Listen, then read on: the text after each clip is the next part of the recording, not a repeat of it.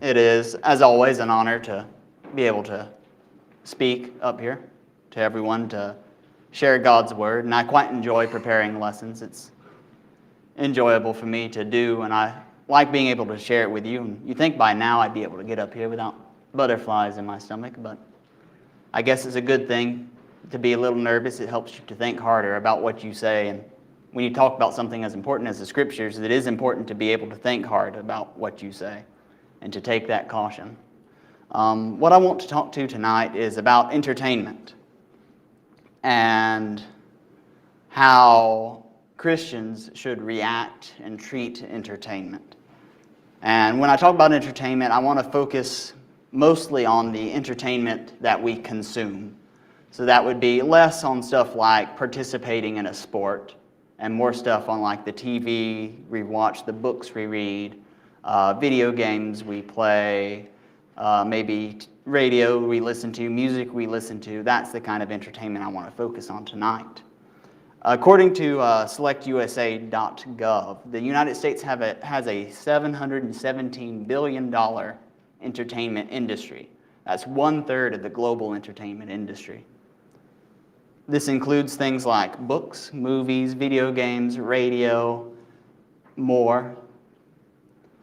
In 2020, a survey from the Bureau of Labor and Statistics says that the average American spends 5.5 hours a day on entertainment. This is up by about an hour, I think. No, I think it was half an hour from the previous year. 3 hours of that is spent watching TV. A half an hour is spent reading on average. 2/3 of an hour is spent playing video games, but that goes up to 1 to 2 hours if you're between the ages of 15 and 24. And half an hour is spent socializing and communicating in an entertainment sense. So we spend a lot of time as Americans on average on entertainment every day, specifically on that electronic or not electronic, that consuming entertainment, television, reading, video games, where we take something in rather than participate in something. Entertainment affects us, really, in ways we don't quite respect or actively think about. Advertisements today are built to entertain and to keep our attention more than to inform. They have songs, they have celebrities that show up, they may tell stories, they may be humorous, and that's how they keep our attention, is by entertaining what they advertise instead of, some deep informational spill about what the product is they're selling. Likewise, news, especially televised news, is the same, designed to entertain more than to inform. And they will argue this legally. In 2020, there was a lawsuit against one of the hosts of Fox News. The Fox News attorneys argued that Tucker Carlson's words were not facts and could not be charged as fake news, as it's called today, but rather it is obviously exaggerated opinions designed to entertain. And that's not the only news company that has done so. There's 2019, 2018, I think, MSNBC made similar legal claims in court to try to state that what they say a lot of times is entertainment, exaggerated opinion to entertain rather than to inform us. And so those are things we need to pay attention to, is that entertainment is in places we might not originally think it is. And it may affect us in ways we don't think. We may listen to news from sources or watch news or read news from sources and believe it to be raw facts when in fact it is, as advertised by the company itself, entertainment. Phones, with their almost infinite supply of entertainment, are more central to the American life every year, with 4 hours on average being spent every day as of 2020. So as Christians, how do we act and react to entertainment? This lesson has been taught before. It's nothing new. Nothing that should be taught is new. The Bible's the same. The Bible is unchanging. But like everything in the Bible, it can never be taught enough, and everyone that teaches it a little different, brings something new for everyone to learn, for everyone to commit to memory. The focus for this sermon, as I said, will be on the entertainment that is consumed and how we consume it, and how we should consume it as Christians. And what I want to bring is my knowledge of a growing market in the industry, that is video games. I consider myself a rather average participant in that. I watch barely any TV, but I do play a lot of video games. But that's not something you hear brought up a lot in the pulpit, but it is a growing industry when it comes to entertainment. The video game industry grew by 20% in 2020 and is currently worth around $178 billion internationally. 2.9 billion people in the world play video games, and I believe a study said that next year they believe that to increase to 3.2 billion in 2023. So a lot of people participate in video games. You're less likely to as you get older, but the younger generation, the generation that's growing up now, me, those a little older than me, those younger than me, play a lot of video games often. My mother plays a lot of video games, and she's in the category that they usually don't play much. So it's common, and it is a form of entertainment that doesn't get discussed much when it comes to how we should act to it as Christians. The first thing I want to talk about, though, is that entertainment is acceptable in a vacuum without considering the content of the entertainment itself. Ecclesiastes chapter 3, beginning in verse 9, says, "What gain has the worker from his toil? I have seen the business that God has given to the children of man to be busy with. He has made everything beautiful in its time. Also, he has put eternity into man's heart, yet so that he cannot find out what God has done from beginning to end. I perceived that there is nothing better for them than to be joyful and to do good as long as they live. Also, that everyone should eat and drink and take pleasure in all his toil. This is God's gift to man." And that's, I believe there's a second verse here as well. Yes, Psalms 127 verse 2 says, "It is in vain that you rise up early and go late to rest, eating the bread of anxious toil. For he gives to his beloved sleep. There is no need for us to anxiously work ourselves. God provides rest for us." So I consider in this context rest to be a kind of companion to entertainment. Because when you rest, you usually don't spend time just sleeping after you've worked, after you've done your labor both physically for your job and spiritually for spreading the gospel. There is more to do than just sleep. There is time to spend, entertainment of a certain extent to be had, and I consider that a companion here. That the entertainment we have, like everything we have, is a blessing from God, a gift of God to us, as long as we don't abuse it. And speaking of abusing it, the first thing I want to talk about is that we need to pay attention to the resources spent on entertainment. How much is too much? The first thing I want to suggest is when it interferes with our responsibilities. We have lots of responsibilities as Christians, and entertainment should never interfere with those. For example, we have responsibilities to work. 2 Thessalonians 3:10 says, "For even when we were with you, we would give you this command, if anyone is not willing to work, let him not eat." 1 Timothy 5:8, we have responsibilities to provide for others. But if anyone does not provide for his relatives, and especially for members of his household, he has denied the faith and is worse than an unbeliever. We also have Ephesians 6:4. We have responsibilities to raise children. "Fathers, do not provoke your children to anger, but bring them up in the discipline and instruction of the Lord." We also have Colossians 3:23. We have responsibilities to do everything we do wholeheartedly. "Whatever you do, work heartily as for the Lord and not for men." So anything we participate in, we need to not let entertainment get in our way. If we are focused on a task, whether it's a task that's specifically mentioned or a generic task as Colossians puts forth, we need to make sure that our desire to be entertained does not interfere with that task, because that would lessen the quality of that task, and that would not be working as for the Lord in whatever we do. Another thing we need to put forward, we got responsibilities to the gospel. Romans 12, verse 3 through 8 says, "For by grace given to me, I say to everyone among you not to think of himself more highly than he ought to think, but to think with sober judgment, each according to the measure of faith that God has assigned. For as in one body we have many members, and the members do not all have the same function. So we, though many, are one body in Christ, and individually one members of another. Having gifts that differ according to the grace given to us, let us use them. If prophecy, in proportion to our faith. If service, in our serving. The one who teaches in teaching, the one who exhorts in his exhortation, the one who contributes in generosity, the one who leads with zeal, and the one who does acts of mercy with cheerfulness. And there are lessons about how we don't all do the same thing when it comes to spreading the gospel, which is why I chose this verse.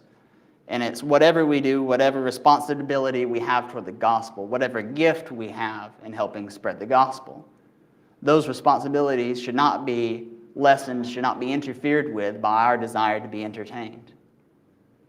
Also, we need to talk about how much is too much when it comes to a waste of our resources or when it binds us to the world. Matthew 6, beginning verse 19 says, "Do not lay up for yourselves treasures on earth, where moth and rust destroy, and where thieves break in and steal, but lay up for yourselves treasures in heaven, where neither moth nor rust destroys, and where thieves do not break in and steal. For where your treasure is, there will your heart be also." Life on earth here is temporary. Therefore, we should not store too much away towards earthly pleasures, and instead focus on storing spiritual treasures. And that's something to recognize when we want to be entertained, is that it's all limited, it's all ethereal, it's all very, very temporary, more temporary than we probably can truly comprehend when we come to think about the infinite nature of the afterlife and our eternal soul.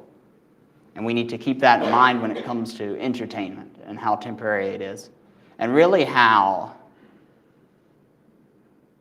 meaningless it is and compared with the glory that we will have as Christians with a home in heaven. Whatever enjoyment we get from this entertainment is very small and very insignificant compared to the enjoyment we will have in heaven if we are faithful Christians.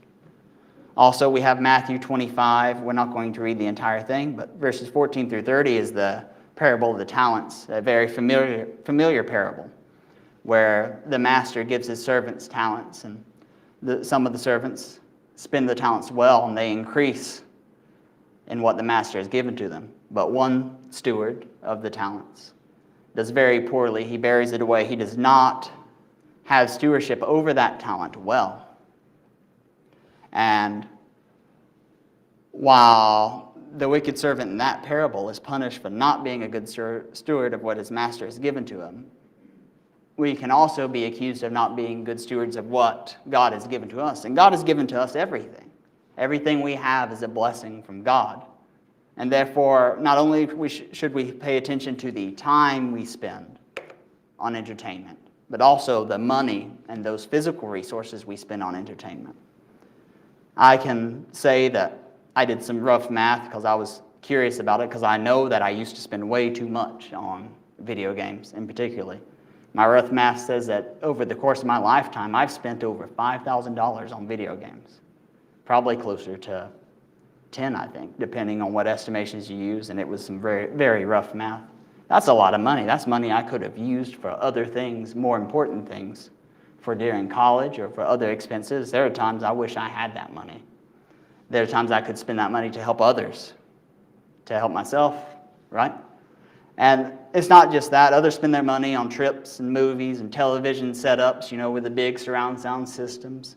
Some spend them camping or customizing their vehicle, right? And those are all entertainment in some sense, and we need to make sure that we don't waste the resources God has given to us. But at the same time, understand that the resources are ethereal. They're very temporary compared to long-term things, so we don't need to get too attached. But it is something we need to pay attention to. Is there something better I could be doing with these resources? Do I have these other responsibilities to fulfill that these resources are better put towards? Some, especially nowadays in the days of monthly subscription services, it can be real easy for the expenses we spend on entertainment to get away from us. When it's just $10 a month for this and $10 a month from that, and it's taken out automatically, we may never pay attention to exactly how much goes down the drain that needs to be spent somewhere else, somewhere better, somewhere more responsible. And for the longest part of this lesson, we need to talk about how to filter the entertainment we consume. We should watch what we watch and hear and read in entertainment. And there's a very, I would say, classic verse, a verse that comes up almost every time this topic is preached. In Philippians 4, verse 8, Finally, brothers, whatever is true, whatever is honorable, whatever is just, whatever is pure, whatever is lovely, whatever is commendable, if there is any excellence, if there is anything worthy of praise, think about these things. And so, why? Why do we think about these things? And it's to avoid temptation. If we are thinking about these good things, these pure, these lovely, these commendable things, then we are avoiding the temptation that comes with thinking about things that are not that way. And so the question is, do we need to avoid any entertainment with any sin in it in order to keep this verse? And it is a hard question, right? Entertainment is largely created by worldly people and often contains sin in some form. What we need to do is avoid us committing sin or avoid others committing sin because of us. And therefore, we avoid temptation, as temptation leads to sin. And so the question is, how do we do this? Do we avoid entertainment altogether? And my personal opinion is that we do not, but that we very carefully filter what entertainment we watch. One of the first things we need to think about is, does this entertainment hurt our conscience or the conscience of others?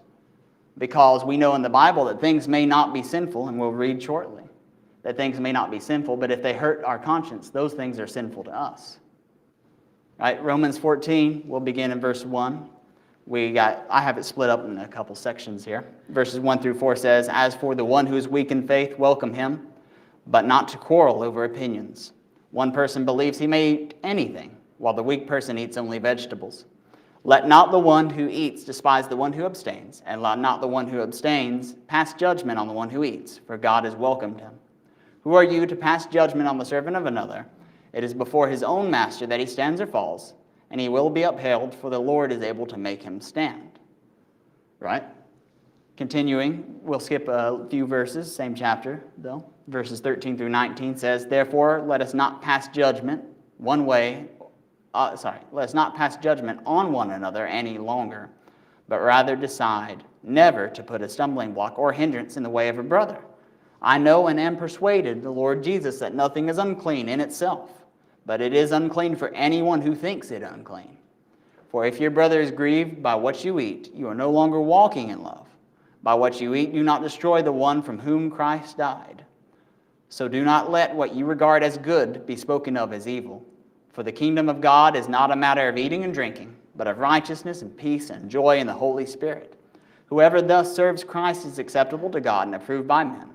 So then, let us pursue what makes for peace and for mutual upbuilding." And so when we participate in entertainment, we need to pay attention to our conscience so that we don't participate in anything that is unclean for us because we think it is unclean. But maybe we watch it anyway or read it anyway because someone said, "Oh, this is really good, you need to watch this." And you're like, "Well, I don't know, I don't feel comfortable with doing it." But then they kind of goad you into it and you do it anyway and you feel guilty about it. That's a stumbling block. That's a hindrance for you, even if it's not necessarily sinful. And just like that, you need to watch not to goad someone else that feels uncomfortable into doing something, because that's a stumbling block for them that you have put there. Continuing, verse 20 through 23, "Do not for the sake of food destroy the work of God. Everything is indeed clean, but it is wrong for anyone to make another stumble by what he eats. It is good not to eat meat or drink wine or to do anything that causes your brother to stumble. The faith that you have, keep between yourself and God. Blessed is the one who has no reason to pass judgment on himself for what he approves. But whoever has doubts is condemned if he eats, because the eating is not from faith. For whatever does not proceed from faith is sin." And that's just furthermore to pay attention to your conscience in everything you do, but in the context of this lesson, specifically in what entertainment you consume. We also have to filter the entertainment we consume to avoid damaging our influence. And this is kind of in line with conscience. When it comes to damaging the conscience of others, it often damages the influence of us. And we are to avoid damaging our influence among others. Matthew chapter 5, beginning verse 13 says, "You are the salt of the earth, but if the salt has lost its taste, how shall its saltiness be restored? It is no longer good for anything except to be thrown out and trampled under people's feet. You are the light of the world. A city set on a hill cannot be hidden, nor do people light a lamp and put it under a basket, but on a stand, and it gives light to all in the house. In the same way, let your light shine before others, so that they may see your good works and give glory to your Father who is in heaven. So it is important that we keep our influence undamaged, that we keep our salt savory, that we keep our light shining and we don't hide it under a basket because of the things that we've done. Before you read a book, before you watch a movie, before you play a video game, before you listen to a radio show, think to yourself, what would it do to my influence if someone saw me doing this? Would it hinder my ability to spread the gospel? Would it give an advantage to those who speak against the gospel if they say, well, you may speak about this, but I saw you watching that movie last night at the theaters, right? Or I know that you have played this video game that has this content in it. We should especially pay attention, and this is in big letters because this is the most important part to me when it comes to entertainment today. We should especially pay attention to filter the content consumed by children and teenagers. Your brain develops and grows, and your personality and thought processes form as you age. And they solidify in your early 20s, 24, 25, about my age, really, is when secular science says that your personality and your thought process finally solidifies. But before then, the younger you are, the more malleable you are. And this is spoken of in the Bible, right? Proverbs 22, verse 6, train up a child in the way he should go, and when he is old, he will not depart from it. Because if you train them on good things, on righteous things, then by the time their personality and their thought process solidifies, that is what's there. Children are like empty vessels, I've heard some say, and they'll just take whatever you put into them. They're like sponges. They'll absorb any liquid that touches them, right? Matthew 12, 43 through 45 kind of has that same sort of thing, right? And it talks about the unclean spirits going out of a man. When the unclean spirit has gone out of a person, it passes through waterless places, seeking rest, but finds none. Then it says, I will return to my house from which I came, and when it comes, it finds the house empty, swept, and put in order. Then it goes and brings with it 7 other spirits more evil than itself, and they enter and dwell there. And the last state of that person is worse than the first. So also will it be with this evil generation. And the reason I use this verse is because children, because they're young, because they are lacking any knowledge at all, they are a clean, swept, and empty house. Not because they got rid of something evil, but because there was nothing there in the first place. Because it is up to us as adults, as siblings, as parents, as uncles and aunts, as grandparents, as friends. It's up to all of us to fill up that child and to make sure that what they are full of is what is good for them. Because once they hit my age, once they get older, that's how they're stuck. And the things that they have learned they may even not want to think that way, not want to act that way, but it's so hard for them because that's what they grew up as, and no one taught them different. Or maybe it snuck in subconsciously, which things can happen like that, where you don't consciously think that you're going to do this, that you're going to learn that way, but it does. And so let's talk about this in detail. Right? Does this mean that for children we prevent all entertainment that contains a sinful act until they grow older, until they're based in the faith, until they have that good solid foundation? I would say no, because on one part, sinful acts are not always shown in a good light. Sometimes, just like in the Bible, a sinful act is shown negatively, and the consequences of that act are made apparent for children. That's quite common in the cartoons for really young children, where they try to teach moral lessons and life lessons to help that child out. And so every case of sin at all is not necessarily a bad case of sin, because it can teach a lesson about avoiding sin, about avoiding those moral wrongs, even if it's secular entertainment. But extra care should be taken. Right? What someone older and more mature may recognize as sin and avoid any temptation at all from it, someone younger may consciously or subconsciously be affected by it. For everyone, young and old, the entertainment you can safely consume is dependent on your mental maturity, spiritual maturity, and what spiritual weaknesses you have. And so pretty soon we'll go through some examples. And I can't say that these examples, that everything in them applies to everyone in the same way. Because what one person may not ever have a problem with being tempted to drink. They may watch someone drink on a TV show, right? Or may see an advertisement scroll by about drinking and never think sideways about that. Someone else may have a drinking problem, and they may see even the smallest drop of liquor be shown, and they may say, I wish I could have had that. And they may have to think about it. They may have to back them up. That may be a temptation for them, even something that small. And so it is very dependent on who we are, how we grew up, if we've grown up, and what weaknesses we have as individuals.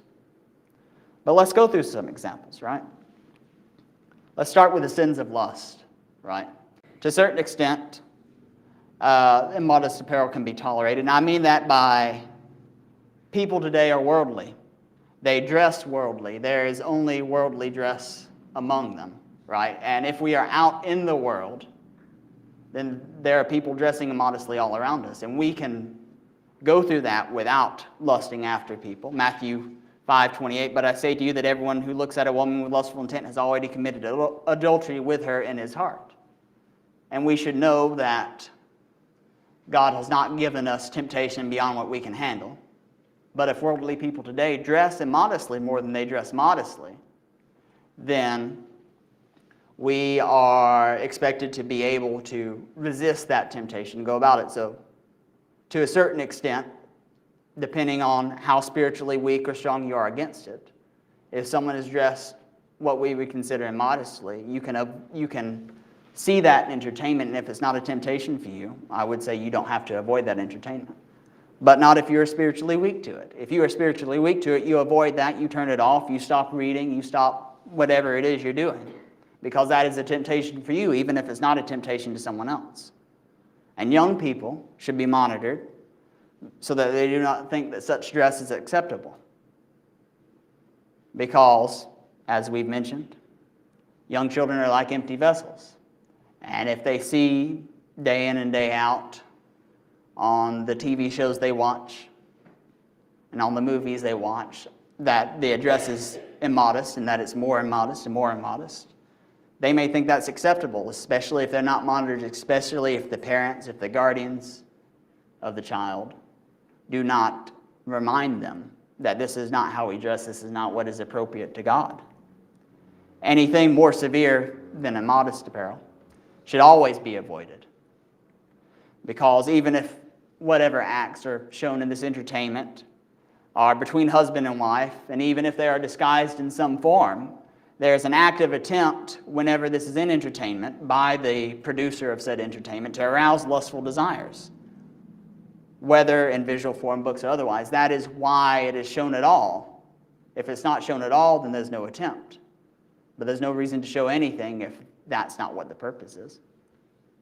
And so it should be avoided at all purpose because it is an attempt to tempt us.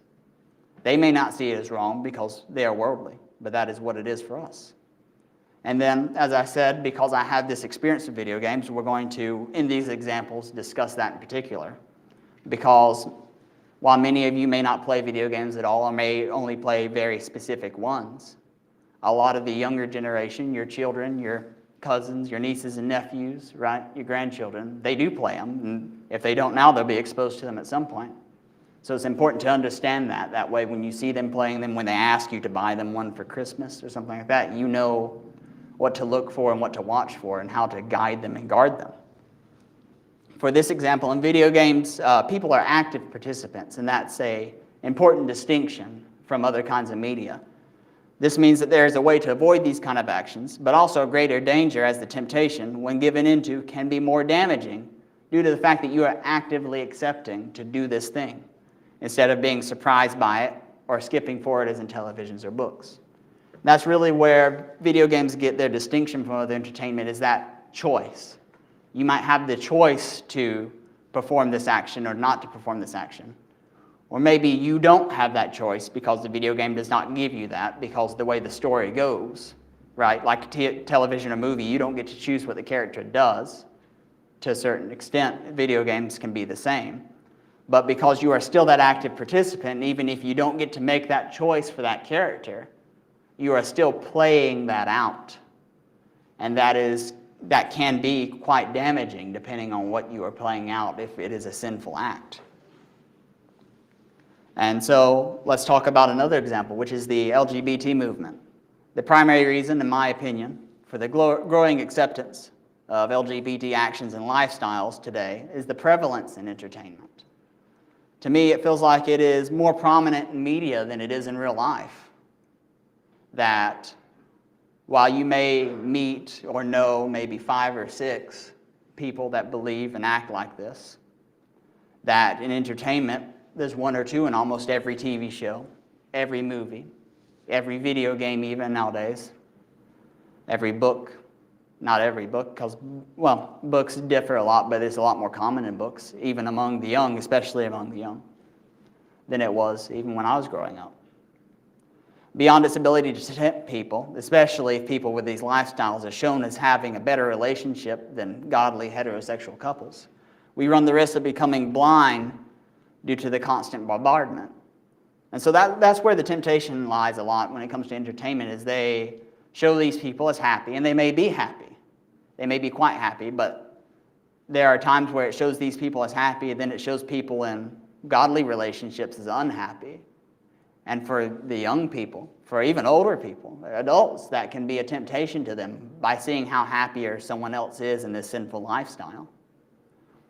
But then also we run the risk, as we do of any sin, of its constant presence being, kind of washing the reaction we have to it. While the first couple of times we see it, maybe 10, maybe 100 times we see it, we may kind of jump, we may kind of look askance. If we don't monitor how we consume it and how our reaction is when we consume entertainment that contains these things, then that reaction that, oh, this is sin, may kind of go away. And we may recognize it's sin, but it may not actively come to our recognition. That can be dangerous, right?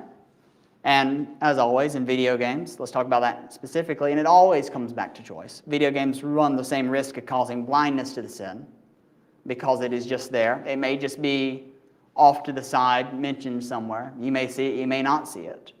But then there's also that idea that if you are choosing to take a path, that sometimes there are romantic relationships that can be portrayed in these video games. And while you run the risk of the sins of lust in those, you also run the risk of the fact that choices are no longer limited in many video games to the godly heterosexual relationship.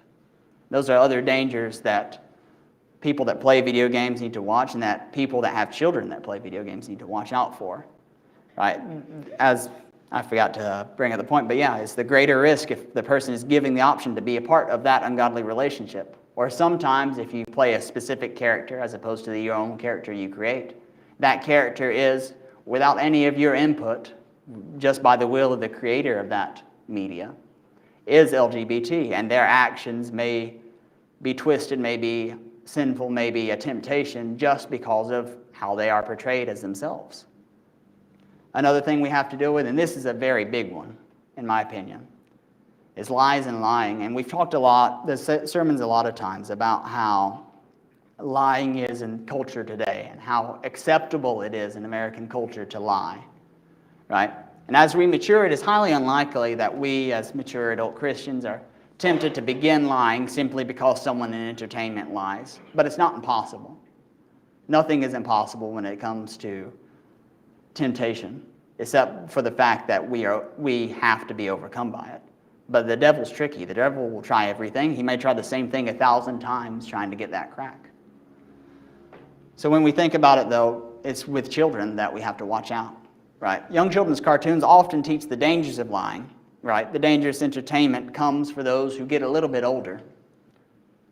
Disney sitcoms, for example, often show lying in a lighthearted or humorous light, downplaying consequences. And I say Disney sitcoms, there may be other channels, other businesses that have them, but Disney sitcoms are what I grew up watching, so it's what I know, right?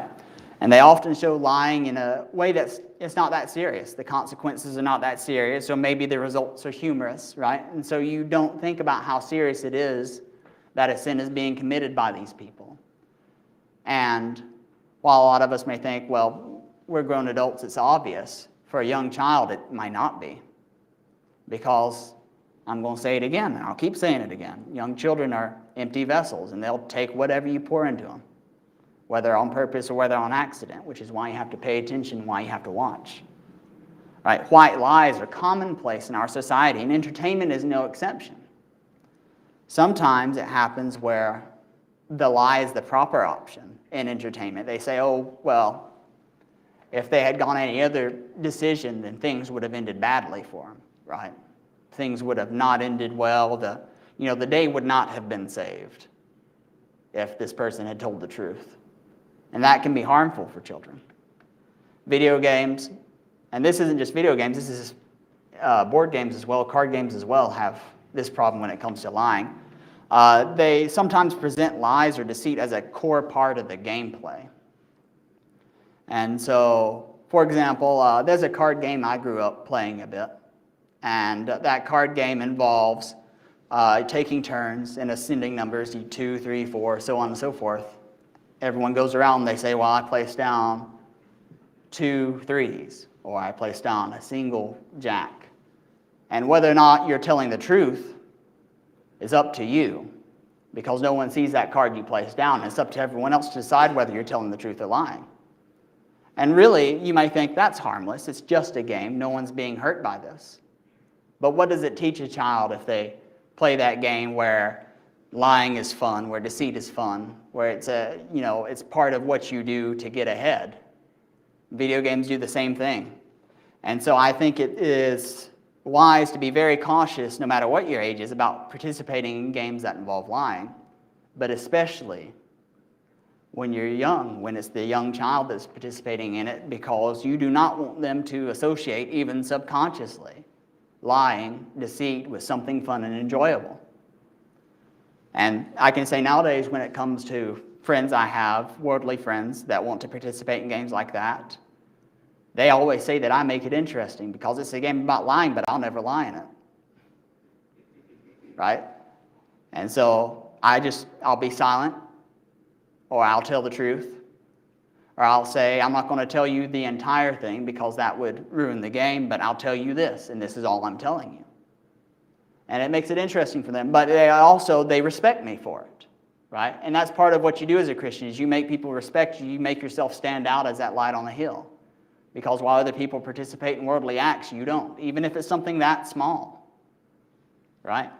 Let's look at another example, past lying. We have the respect for authority.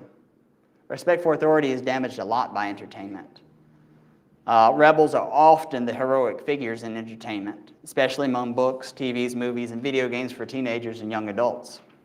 There's even, I won't say ancient, but think about Robin Hood and how old the story of Robin Hood is, right? And how we think that's almost a child's tale nowadays, right? Disney has made an animated Robin Hood cartoon even. But what Robin Hood is doing, even if those authorities are participating in rather evil acts, even if those authorities are rather evil people, what Robin Hood is doing is a sin. He is stealing. He is not obeying the authorities. These are things that we as Christians have to do and have to pay attention to. And so it is important that we watch out for how entertainment respects authority and how our teenagers grow up consuming all that media where the protagonists disrespect authority. Because the rebels are heroic. I've read a lot of books as I grew up. And I will say that I can't think of any right off my hand where the heroic figure was a member of the authorities in the story. They were almost always rebelling against them.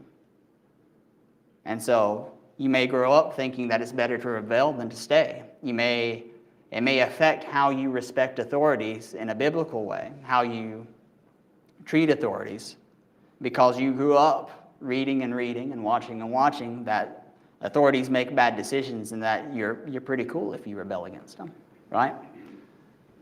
You don't want them to lose any respect for the government or other authorities. And then parental authority is also often damaged by entertainment. We'll go back to the Disney sitcoms again.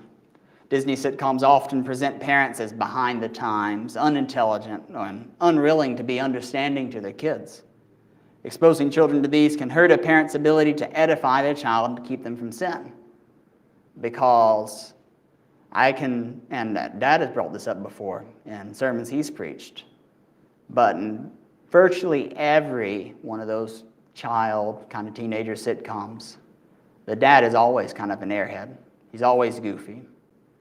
He's almost always severely flawed when it comes to an authority figure and when it comes to leading the household like he should. And so that's what children grow up on, and that's what they may see. And that's how they may end up thinking about their parents, because 3 hours a day in front of a TV, on average, can do a lot. Right? Video games, really the same thing as the first point, right? Lots of rebels.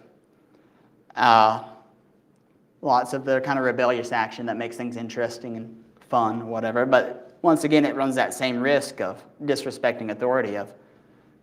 Right? We can always disagree with authority, because authorities are worldly people often. Authorities make decisions sometimes that are against what we want to do as the Christians. Authorities persecute us, but we still have that responsibility to respect them because God put them there. Maybe put them there for good, or put them there because they are evil to punish people. Right? But like the previous points, both the safety and danger of video games comes from that choice. If you are more founded, if you're more strong, it can feel very good to say, even if it's a pretend environment, that I have made the right choice. And that even if there's consequences for this action in this imaginary game, that I have made the right choice, the choice that is the good Christian choice. Either the ability to make a choice or the lack of ability to make a choice, you being railroaded into participating in a certain action, can be harmful. Let's talk about another example, and that's violence. Violence is everywhere when it comes to entertainment, my word. Like lying, violence, entertainment can be without temptation to many adults, right? We see these action movies that are so popular, and we don't immediately think, I'm going to go out and do that too. But like lying, entertainment sometimes presents violence as the right action, right? All these Marvel superhero movies that are so popular now, everyone's dying left and right or getting injured, and it's cool and it's heroic and you're saving the earth, right? But unlike lying, entertainment often presents violence as appealing. Very rarely is lying just directly appealing when it comes to entertainment. It's just something people do to accomplish a goal. But violence is, very appealing when it comes to entertainment. All the action scenes and all the very neat things that they do, and their kind of physical prowess and their athleticism that they present by being violent. And that's very dangerous to kids, right? I can say that, and I believe this is kind of because of watching so much violence when I grew up, that it is hard for me to see violence as not being cool, as not being neat and interesting.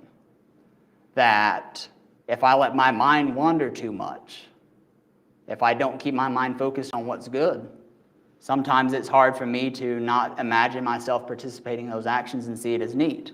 It's a weakness I have, and I believe it's a weakness I had because I grew up watching too much violence or reading too much violence. There's probably a lot of reading, to be honest. But it's a weakness I have because of growing up, because that's part of what I got filled with. Children see these heroes and want to imitate them, right? To what extent the violence is portrayed also matters. And it matters with all these other sins, right? To what extent? Because the further it goes, the more of a temptation it becomes to some people. Violence without the realism can be more and less dangerous. It can be less dangerous because it does not have the same impact. It's not as interesting because it doesn't show everything. But on the same end, you can be desensitized to it because it does not show everything, right? People getting hit without all the broken bones, without all the blood, without all the permanent damage, the scars, the inability to function properly. It can desensitize you. It can make you think that these violent actions do not have the consequences they have. Violence with the realism, on an opposite point, can make a good point and discourage violence because of how realistic it is. An example is my mother had us watch when we were, I think it was high school. There's a movie called The Passion of the Christ that y'all might be familiar with. And it was an attempt, it got some things wrong, as most worldly people do. but it was an attempt at portraying the trial and crucifixion of Jesus Christ in a very high-quality cinematic way. And I can tell you what, the weight I had put on me watching Jesus be scourged and crucified was pretty heavy, and it was kind of shocking because I know these things, I've read these things, I've grew up with these things being taught to me in the Bible, but to see them visually, viscerally, was shocking. And it kind of made me understand exactly what Christ did for us. And it can also, there's other ways it can be a good point to discourage violence. Some movies about war nowadays focus on the consequences of war and how much suffering happened to discourage further wars instead of making war something glorified. So there are ways for violence to be used in a way that's good and a way that discourages evil. But then there's violence that you can find in entertainment that is hyper-realistic. And by that I mean that there is more blood, that there is more dismemberment, and what that then even happens in real life. And that hyper-realistic violence should be avoided at all costs because it has no other purpose than just to be reveled in, than just to enjoy the violence for the sake of violence. Right? And that's not something we as Christians should participate in.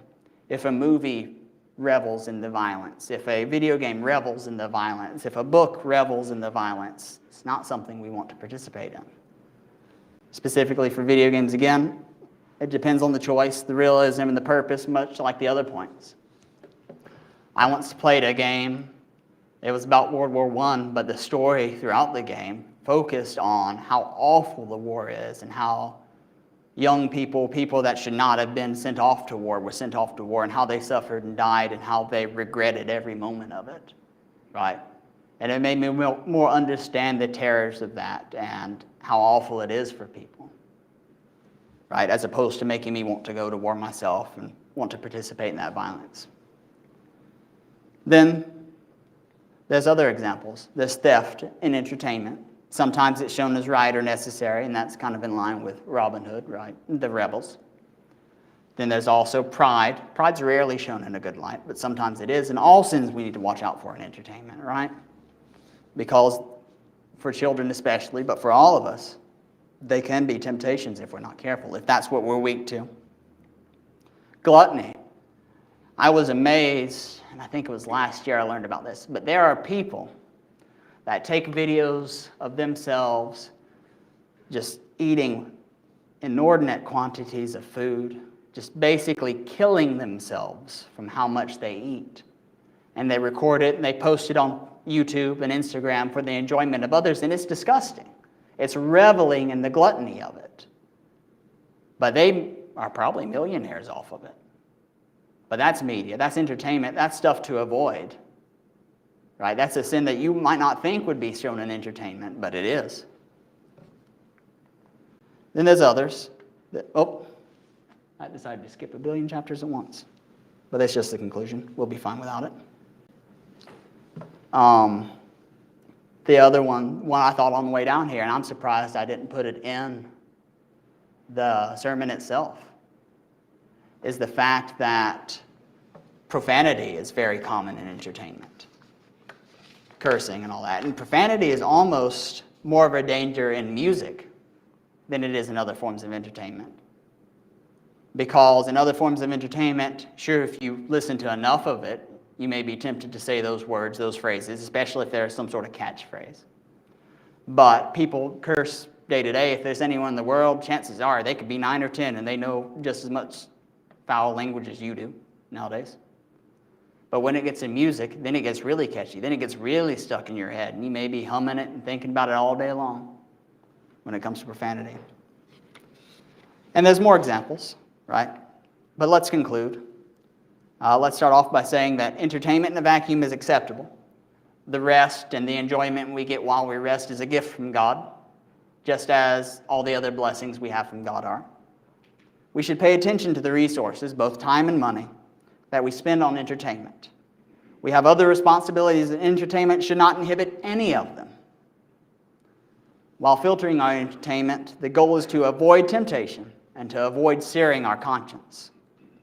Adults should especially pay attention to filter the entertainment of the children and teenagers they are responsible for, as their personality and behavior is especially malleable, And the entertainment they participate in can permanently affect how they think and act, how they grow up, how strong they are as Christians, even if they remain Christians, and how they teach others can all be affected by the things they come in contact with. 5 hours of entertainment a day as they are young.